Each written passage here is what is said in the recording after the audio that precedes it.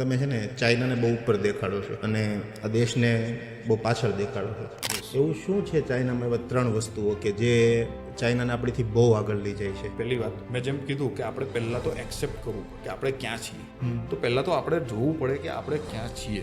હું ચાઇનાનું વારે ઘડી એટલા માટે કહું છું કે સમગ્ર વર્લ્ડમાં જેટલા પણ દેશ છે આ એક જ દેશ એવો છે જે ડેમોગ્રાફિકની રીતે આપણાથી સિમિલર છે.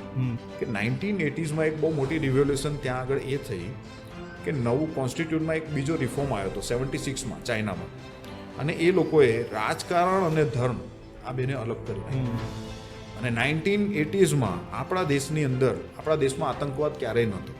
1980sથી એની શરૂઆત થાય છે. ખાલિસ્તાની પ્રવૃત્તિઓ ચાલુ થઈ, કાશ્મીરની અંદર કાશ્મીર પંડિતોને હેરાન કરવાનું ચાલુ થયું, અને એ જ સમયમાં એક પોલિટિકલ પાર્ટીનો ઉદય થાય છે. 1980sથી ભારતની આખી રાજનીતિ ધર્મ આધારિત થઈ. દંગા, પ્રસાદ, મસ્જિદો તોડવી, મંદિરો તોડવા, હિન્દુ મુસ્લિમના રાયોટ્સ ચાલુ થઈ જાય છે. એ સૌથી પહેલું કારણ છે આપણા દેશની અધોગતિ થવા.